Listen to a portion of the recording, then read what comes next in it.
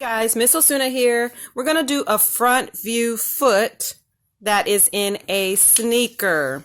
So let's go on ahead and start off the way that we traditionally do our foot. We're just going to make it a little wider.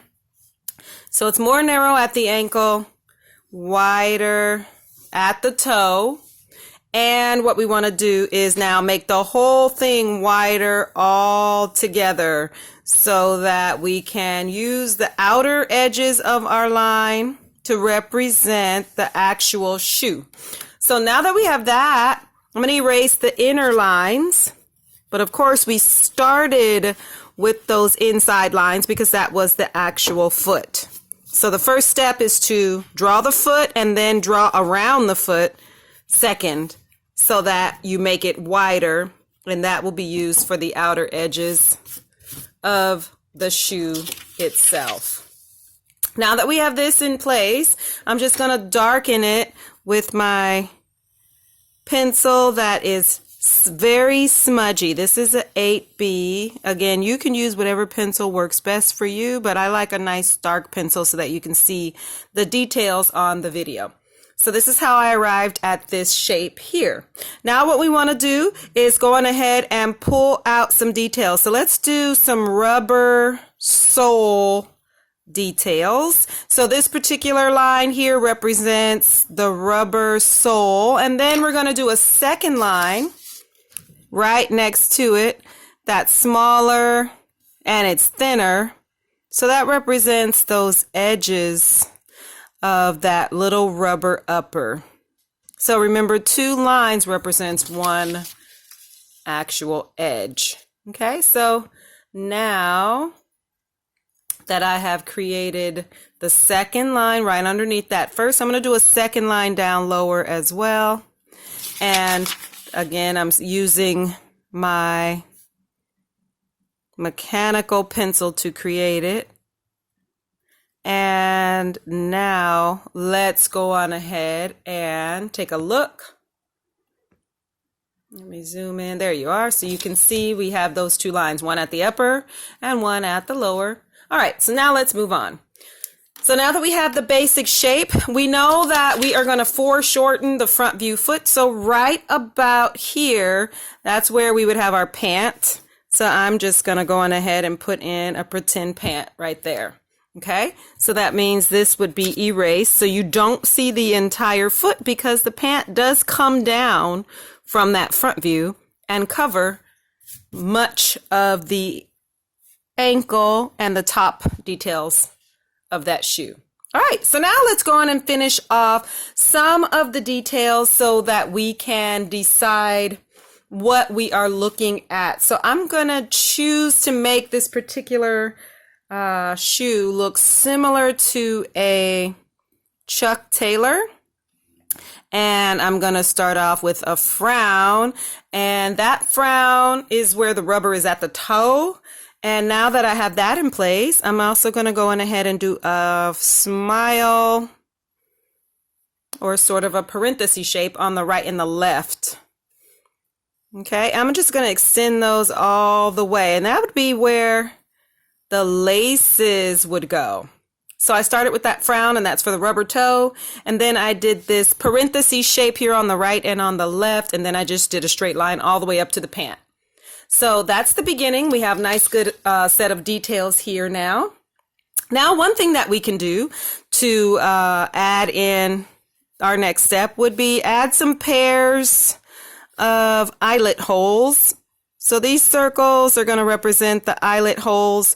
There's usually about 5 or 6 when you're doing a low top. So I'm going to do that. And then just go on ahead and frown from one to the other just to start. And now we can just thicken that line. So I'm just going to do back and forth right on top of that same line. Back and forth. And you can make the laces as thick or as thin as you prefer. There's no right or wrong here. So once I've finished this detail, then the next thing is to double the eyelet hole. So I'm going to do a second circle, switching over to my mechanical pencil, and that's on the outside of that eyelet hole. Now this second circle is representing the fact that you have two circles for one eyelet. One is on the inside and one is actually on the outside. So I'm just going to pull in a little bit here so you can see that detail. All right, now zooming back out. So that's a really, really good start to stylize some of our detail. Right here on the right and on the left, what we can actually do is draw a little tiny bit inward on the left and the right edge so that we get the feeling of perspective.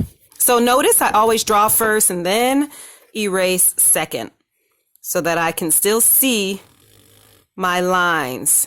So just that little bit right here, because I brought it to the inside, this little indentation here helps to make it feel a little bit more realistic and it allows that perspective.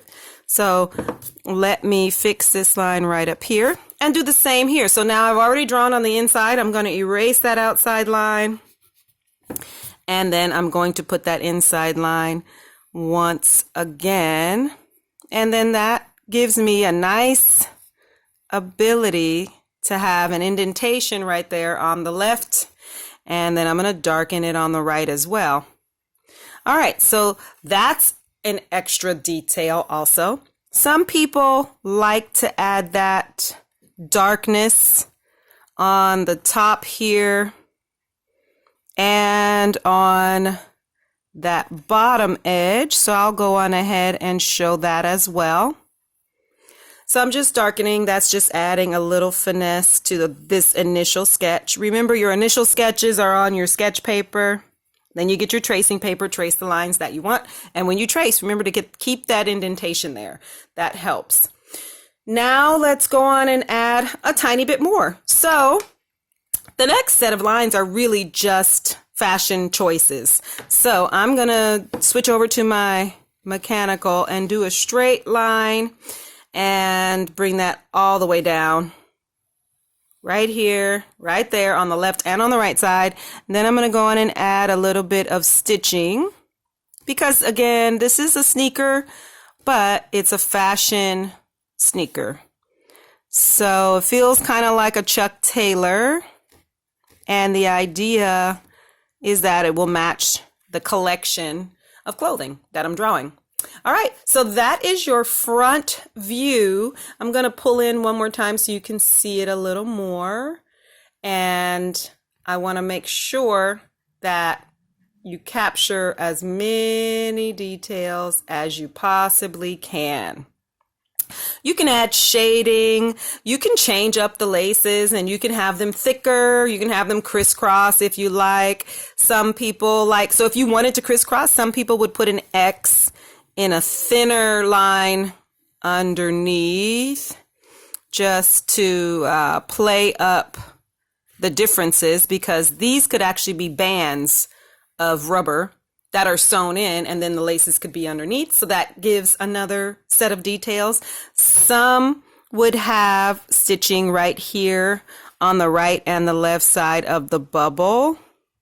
So this kind of a bubble shape here is that rubber that's on the top of the toe and that's for protection. Some people might want to add a little bit of shading here on the left with these curved shapes and a little bit on the right. You don't have to necessarily do all that in an initial sketch. I'd save that for your final sketches. Some might want to darken this edge here. So like if you are painting or marker coloring this, oh, there's my notification telling me that it's time for this video to end. If you are painting or marker coloring this, you might want to go back over this with your paintbrush, just like I am, just to thicken. Those are just a few ideas of what you can do to add some detail to your sketch. I want to keep this video under 10 minutes. So we're at 9 minutes and 30 seconds. So I'm going to go on ahead and stop right there, but that will give you some good things to work with. All right. I'll see you next time.